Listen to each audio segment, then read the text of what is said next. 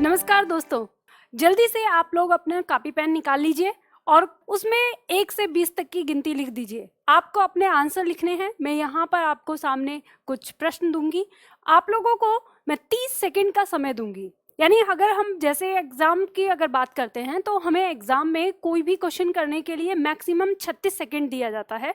तो यहाँ मैं आप लोगों को 30 सेकंड दूंगी, क्योंकि हमें एग्जाम के लिए तैयारी करनी है, तो हम 5-6 सेकंड ना कम ही लेके चलते हैं। तो 30 सेकंड आपको मिलेंगे। उस 30 सेकंड में आपको क्वेश्चन को पढ़ना है, उसका आंसर क्या हो सकता है वो आप अपनी कॉपी पे लिखना है। ठीक है, तो हम शुरू करते हैं। मैं साथ के साथ आपको आंसर भी बताती रहूंगी। आप ये भी चेक कर सकते हैं कि आपने सही किया या गलत किया। तो चलिए सबसे पहले लेते हैं हम पहला क्वेश्चन। पहला क्वेश्चन है हमारा, आपका टाइम शुरू होता है अब।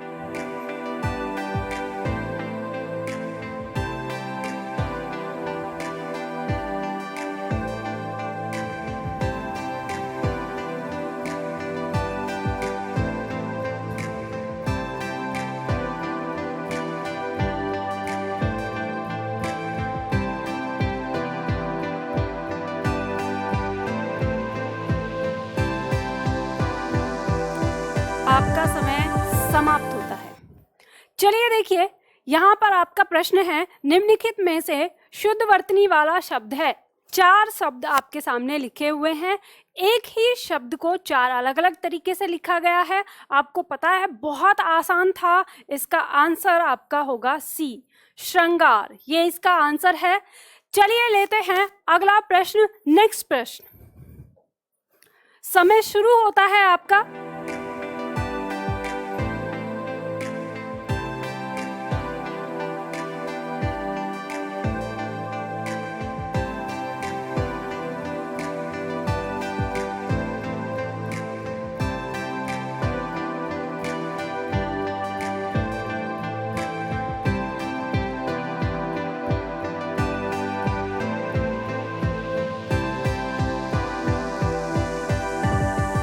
आपका समय समाप्त।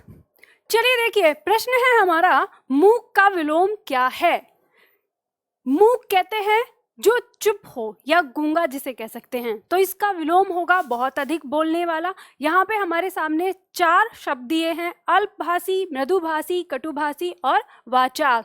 तो आप लोगों ने इसका आंसर बिल्कुल सही लगाया होगा। इसका आंसर होगा वाचाल। वाचाल का मतलब होता है बहुत अधिक बोलने वाला। क्वेश्चन ऐसे हैं जो आप बहुत आसानी से कर सकते हैं। ये ऐसे क्वेश्चन है जो आपको 30 सेकंड की जरूरत नहीं है, आप इनको 10 सेकंड में भी कर सकते हैं। चलिए लेते हैं अगला प्रश्न। नेक्स्ट प्रश्न है हमारा, समय शुरू होता है।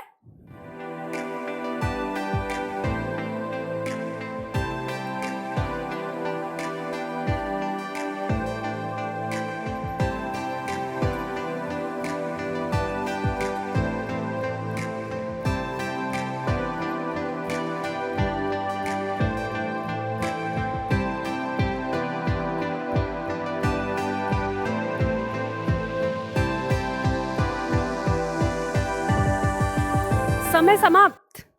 चलिए देखते हैं, प्रश्न है हमारा, कौन सा शब्द दैत्य का पर्यायवाची नहीं है। आपको समझना है पर्यायवाची नहीं है, नहीं है पूछा है, इसका मतलब इसमें 3 दैत्य के पर्यायवाची होंगे।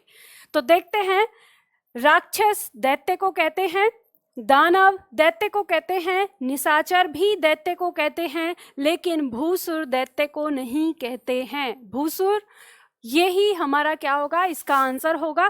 तो भूसुर कहते किसको हैं, तो भूसुर कहते हैं ब्राह्मण को। ठीक है, तो ये भी आप जान लीजिएगा, अपना नोट डाउन कर लीजिएगा कि भूषुर हम कहते हैं, भूसुर कहते हैं हम ब्राह्मण को। चलिए लेते हैं अगला प्रश्न। अगला प्रश्न आपका सामने है, टाइम शुरू होता है।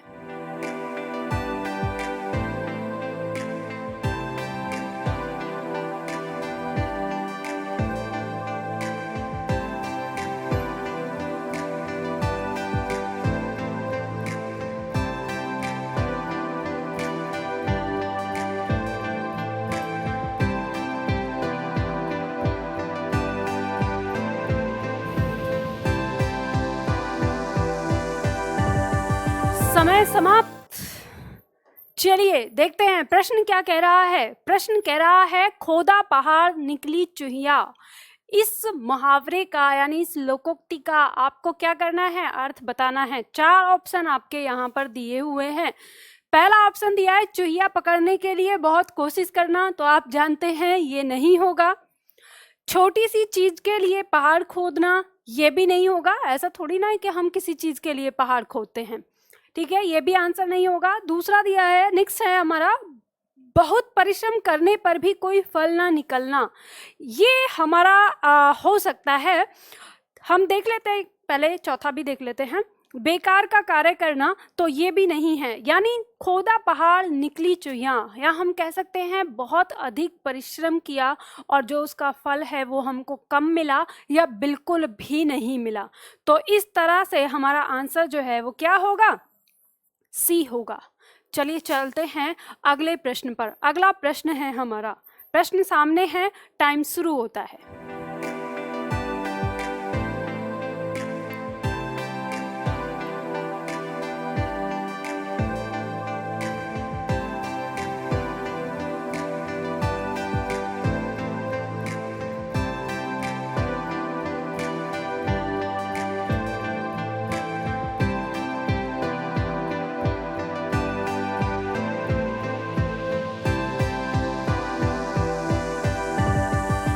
समय समाप्त। चलिए प्रश्न आपका दिया है, निम्नलिखित में से शुद्ध वर्तनी बतानी है। शुद्ध, जो शुद्ध शब्द है हमें उसको बताना है। तो यहाँ हमारे सामने 4 ऑप्शन है। हमारा ऑप्शन दिया है संन्यास, तो ये ही हमारा सही है, ठीक है। पहला ऑप्शन हमारा यही इसका आंसर होगा। लेकिन हम देखते हैं बाकी 3 जो हैं वो हमारे क्यों गलत हुए हैं। हम बात करते हैं अगर प्रत्युपकार की, तो आपको पता है यहाँ पर बड़े ऊ की मात्रा नहीं होगी, यहाँ क्या होगा, छोटे ऊ की मात्रा होगी, प्रत्युपकार। दुरावस्था नहीं होता, ये जो आ है यहाँ नहीं होगा, दुर्वस्था होता है। दुर प्लस अवस्था, ये उपसर्ग विधि से बना हुआ शब्द है, तो दुरावस्था नहीं दुरावस्था, ठीक है, दुरावस्था होगा इसके अंदर, आका डंडा इसके अंदर नहीं होगा। चौथा हमारा दिया है कैलाश, तो ये जो हमारा षटकोण वाला स है ये नहीं होगा। इसके अंदर या तो हमारा तालु श होगा या फिर हमारा दंत स होगा। तालु श अगर होता है तो ये तत्सम कहलाएगा, ठीक है, हमें तत्सम शब्दों के अंदर रखना है। और अगर हमारा ये दंत स होगा तो ये तद्भव शब्द के अंदर आएगा। चलिए लेते हैं हम अपना अगला प्रश्न। अगला प्रश्न सामने है आपके और समय आपका शुरू होता है।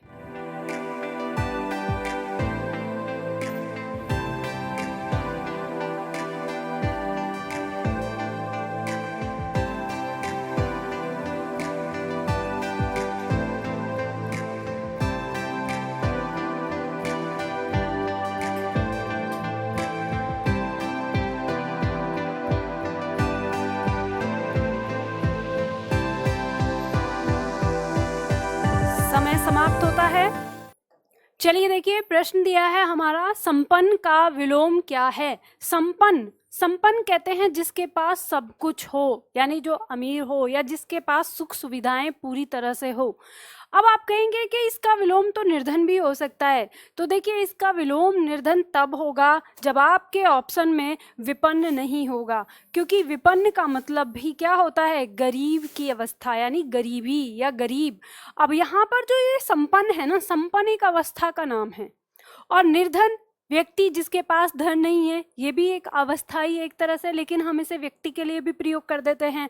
तो संपन्न का विलोम सबसे पहला जिसका अधिकार है वो है विपन्न, ठीक है। अगर ऑप्शन में विपन्न नहीं होता है तब आप निर्धन लगा सकते हैं, लेकिन अगर ऑप्शन में विपन्न दिया है तो आपका ऑप्शन यानी जो आंसर होगा वो विपन्न होगा। चलिए चलते हैं अगले प्रश्न की ओर। अगला प्रश्न लेते हैं। अगला प्रश्न सामने है आपके, आपका समय शुरू होता है।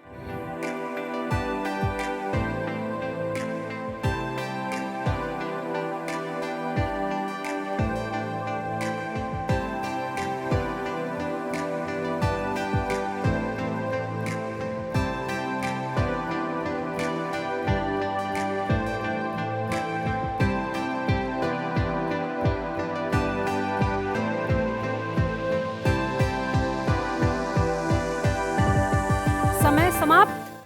चलिए देखिए आगे बढ़ते हैं। प्रश्न हमारा दिया हुआ है कि रूख का पर्यायवाची, यहाँ रूख दिया है तो हमें देखना है रूख का पर्यायवाची कौन सा है। ऑप्शन आपके दिए हैं विटप, प्रसून, तड़का और हेरम्ब। तो आपका जो आंसर है वो आंसर है विटप। रूख और विटप इन दोनों का मतलब होता है पेड़, यानी ये दोनों क्या हैं, इन दोनों का, ये दोनों किसके पर्यायवाची हैं, पेड़ के पर्यायवाची हैं। हमें ये पता होना चाहिए, नहीं अगर हमें नहीं पता होता तो फिर हमारा ऑप्शन ही गलत हो जाएगा। ठीक, तो ये दोनों क्या है, हमारे पेड़ के पर्यायवाची हैं। अब आता है बात, अगर हम करें प्रसून की तो हमें ये भी जान लेना चाहिए ये किसका पर्यायवाची है। तो प्रसून कहते हैं पुष्प को, यानी फूल को। और तड़का, ये तड़का दाल वाला तड़का नहीं है, इस तड़का का मतलब है सुबह यानी सवेरे। और हेरम्ब, हेरम्ब जो यहाँ पे दिया है आपका, ये गणेश का पर्यायवाची है। आपको सारे तीनों के पर्यायवाची पता चल गए, इसका पर्यायवाची पता चल गया। यहाँ आपको ना 5 शब्द सीखने को मिले हैं, याद रखिएगा। चलिए आगे बढ़ते हैं अगले प्रश्न की ओर। अगला प्रश्न हमारा दिया है, प्रश्न सामने है, टाइम शुरू होता है।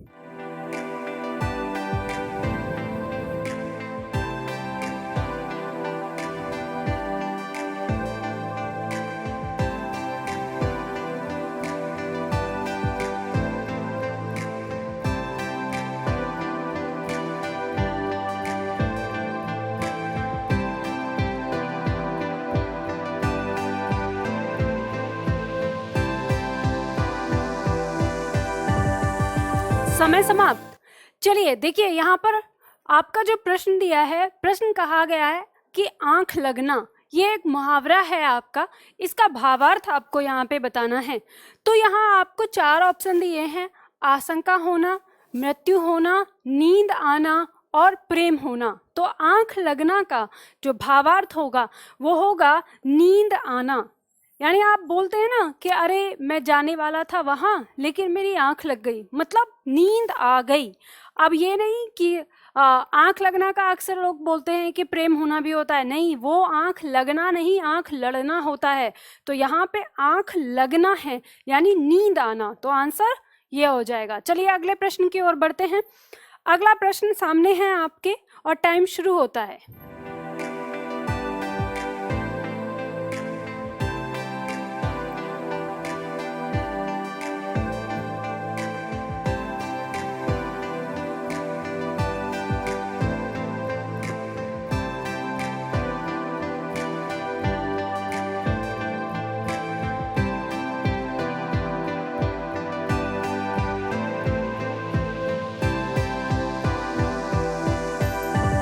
समय समाप्त होता है। चलिए देखिए हम प्रश्न देखते हैं। प्रश्न हमारा दिया है, अधोलिखित में से शुद्ध वर्तनी वाला शब्द बताना है। शुद्ध सही शब्द आपको बताना है। आपका यहाँ पे ऑप्शन दिया है रचयिता, अनुग्रहीत, आहार और सृष्टा। अब देखो इसमें से आपको ना सही चुनना है। सही आपका आंसर क्या है? आंसर है आपका इसमें रचयिता, ये आपका सही है, बाकी 3 गलत हैं। बाकी 3 क्या गलत हैं वो समझिए। सबसे पहले इसे देखते हैं, ये आहार नहीं आहार होता है, यानी आहार, तो इसे ये गलत है। अब हम बात करते हैं अनुग्रहित की, तो अनुग्रहित नहीं अनुगृहीत होता है, यानी इसके पास ग के साथ जो है ना वो स्वर आएगा, कौन सा? री, ऋषि वाला स्वर इसके नीचे, अनुगृहीत, ये ध्यान रखना है। और ये सृष्टा, अगर ये सृष्टि होती तो ये सही था, लेकिन यहाँ पर ना ये सृष्टा है तो ये री ये न लगकर यहाँ पर ये इस तरह से लगेगा सृष्टा, ये आपको ध्यान देना है। तो ये इसका सही होता है। चलिए लेते हैं अगला प्रश्न। अगला प्रश्न सामने है आपके, समय शुरू होता है।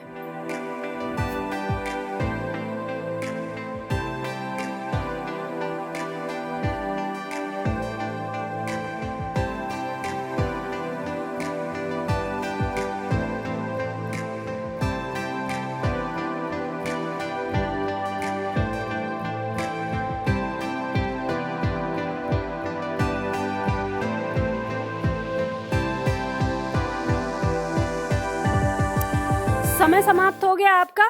चलिए प्रश्न दिया है आपका, अनुराग का विलोम बताना है। तो अनुराग कहते हैं किसी के प्रति लगाव, तो किसी के प्रति लगाव, तो इसका विलोम क्या होगा? किसी से मुक्त होना या किसी के प्रति अलगाव जो होता है। तो आपका यहाँ पर दिया राग, ये तो नहीं होगा। फिर यहाँ दिया है विराग, ये हमें सही लग रहा है। प्रेम, ये नहीं होगा क्योंकि अनुराग का मतलब भी लगाव जैसा ही होता है। द्वेष, ये भी नहीं होगा। तो आंसर हमारा क्या होगा? विराग। ठीक है, तो अनुराग का विलोम विराग हो जाएगा। चलिए अगला प्रश्न लेते हैं। अगला प्रश्न है आपके सामने, समय शुरू होता है।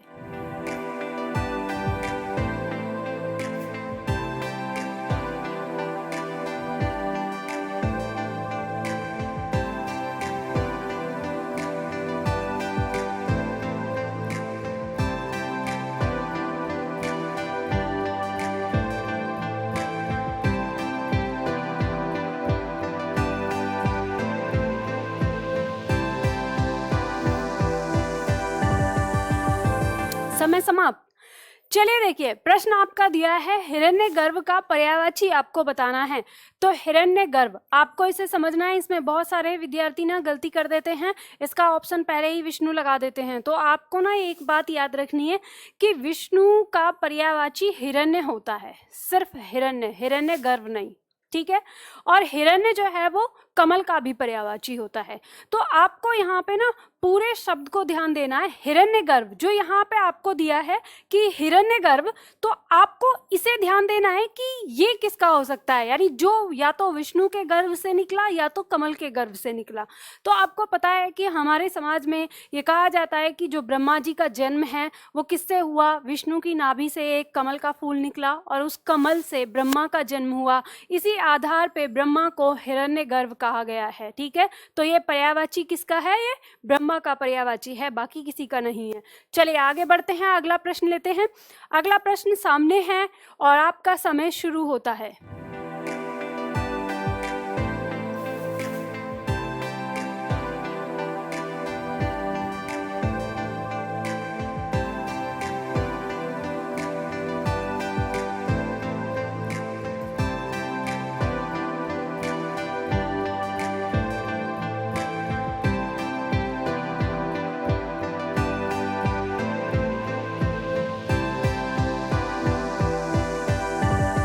समय समाप्त होता है।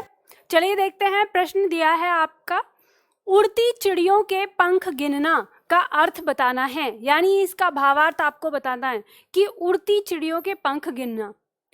इसका ऑप्शन आपको दिया है होशियार होना, अनुभव होना, मतलबी होना या मूर्ख होना।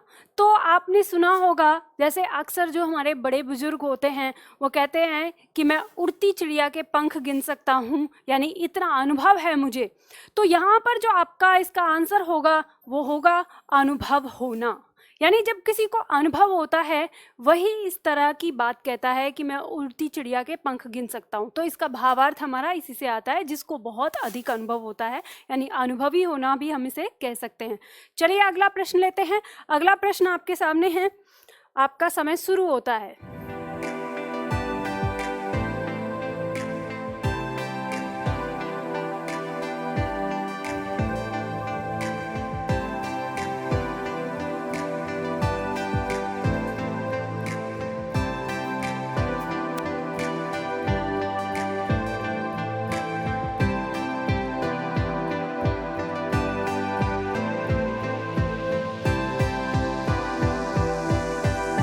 समय समाप्त होता है आपका।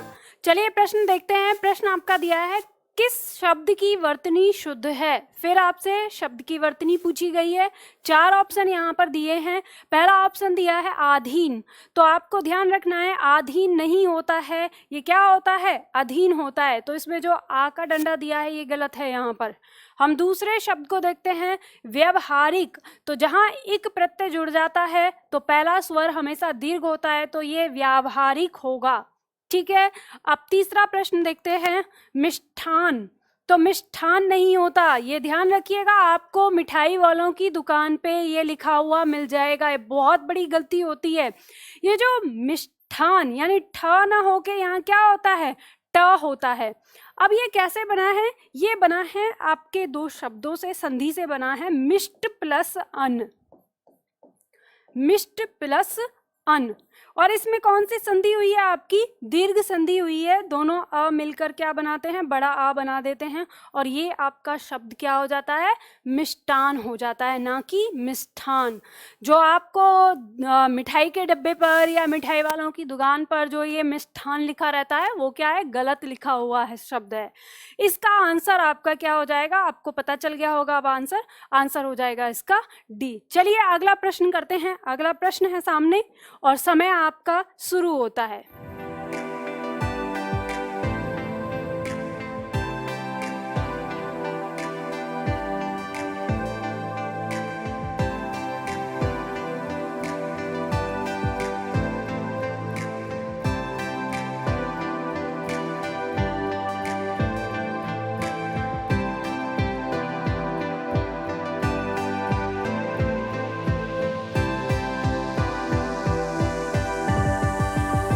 समय समाप्त होता है।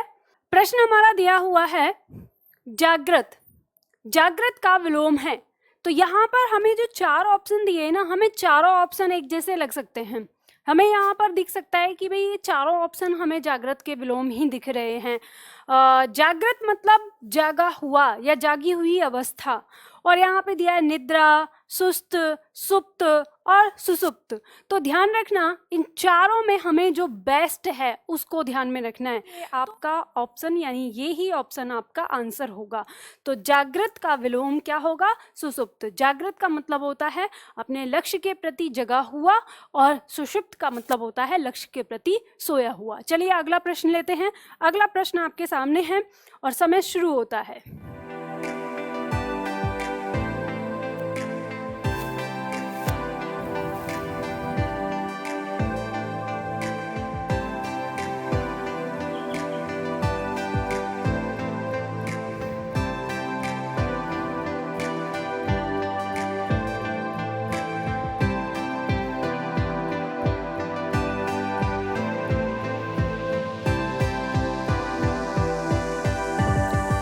समय समाप्त होता है। चलिए देखिए प्रश्न आपका दिया है नैसर्गिक का पर्यायवाची है। तो नैसर्गिक का पर्यायवाची पूछा है। तो नैसर्गिक कहते हैं जो प्राकृतिक रूप से होता है, जो प्रकृति के द्वारा है। तो यहाँ पर आपका ऑप्शन जो है वो सी हो गया। तो सी आपका आंसर हो जाता है। चलिए लेते हैं अगला प्रश्न। समय शुरू होता है।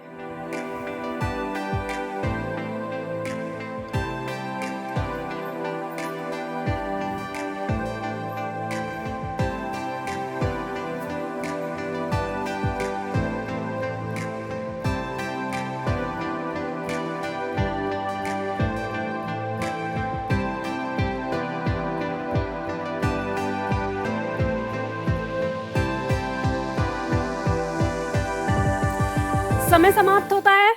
प्रश्न आपका दिया है पत्थर की लकीर होना का क्या अर्थ है, यानी पत्थर की लकीर होने का क्या अर्थ होगा। तो यहाँ पे आपका दिया है कठोर होना, कठिन होना, अमिट होना और मिट जाना। तो आप यहाँ पे देखेंगे कि पत्थर की लकीर जैसे कहते हैं जो पत्थर पे अगर लिख दिया गया, खींच दिया गया, वो क्या होता है? कभी मिटता नहीं है। तो अमिट होना यानी जिसे मिटाया ना जा सके। तो आंसर आपका क्या हो जाएगा? सी हो जाएगा। चलिए लेते हैं अगला प्रश्न। अगला प्रश्न आपके सामने है और समय शुरू होता है।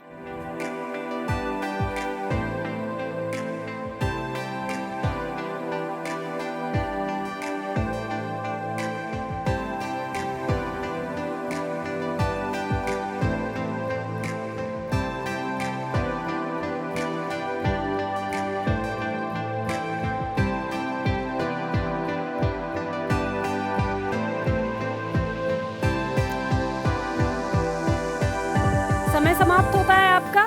चलिए देखिए प्रश्न दिया है निम्न में से शुद्ध वर्तनी वाला शब्द बताना है, यानी सही वर्तनी किसकी है। तो आपका पहला ऑप्शन दिया है उज्जवल। यही जो शब्द है आपका, यही शब्द आपका सही है। यहाँ पर देखते हैं बी ऑप्शन में ये वैमनस्यता। तो याद रखिएगा वैमनस्यता कोई शब्द नहीं होता, वैमनस्य शब्द होता है। ठीक है, कवित्री नहीं कवयित्री होता है। इसको याद रखना है आपको इसका सही शब्द लिखना है, कवयित्री। ये इसका शुद्ध रूप होता है। इसके बाद ये शब्द आपका दिया है प्रामाणिक, तो फिर इसमें इक प्रत्यय लगा है, तो ये प्रामाणिक नहीं प्रामाणिक होगा। ठीक है, प्रामाणिक नहीं होगा, क्या सही शब्द होगा? प्रामाणिक। चलिए अगला प्रश्न लेते हैं। अगला प्रश्न है सामने आपके। समय शुरू होता है।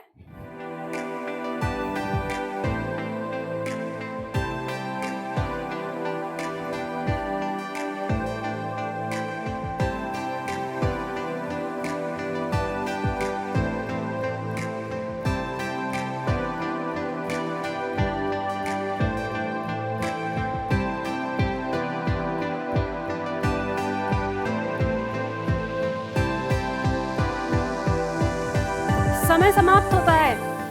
चलिए देखिए, प्रश्न दिया है निम्नलिखित में कौन सा शब्द सूर्य का पर्यायवाची नहीं है। यहाँ पे क्या पूछा है? नहीं है, आपको फोकस करना है। यानी 3 सूर्य के पर्यायवाची शब्द हैं, चौथा नहीं है।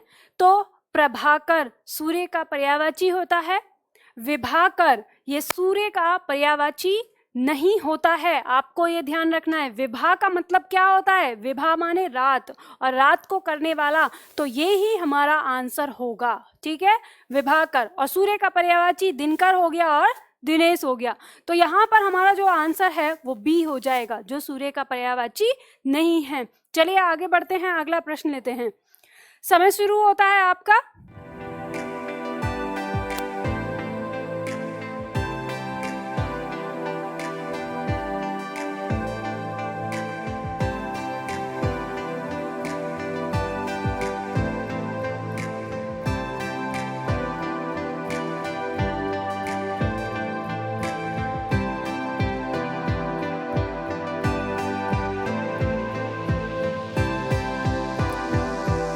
समय समाप्त होता है। चलिए देखिए, प्रश्न है आपका निम्नलिखित में कौन सा विलोम युग्म त्रुटिपूर्ण है। यानी विलोम का युग्म जो है त्रुटिपूर्ण मतलब गलत दिया है।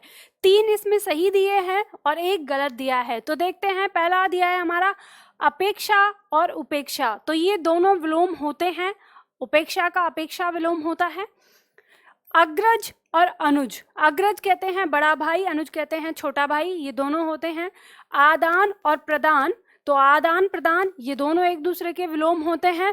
और उन्नत और अवगत, देखो उन्नत का मतलब होता है विकास होना, वृद्धि होना, और अवगत का मतलब होता है जानकारी देना। तो ये ही हमारा क्या है?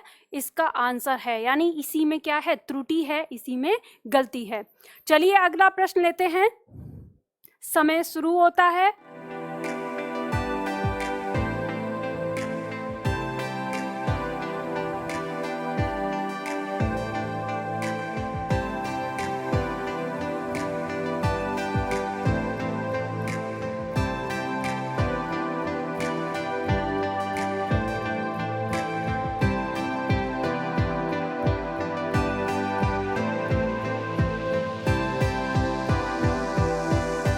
समय आपका समाप्त होता है।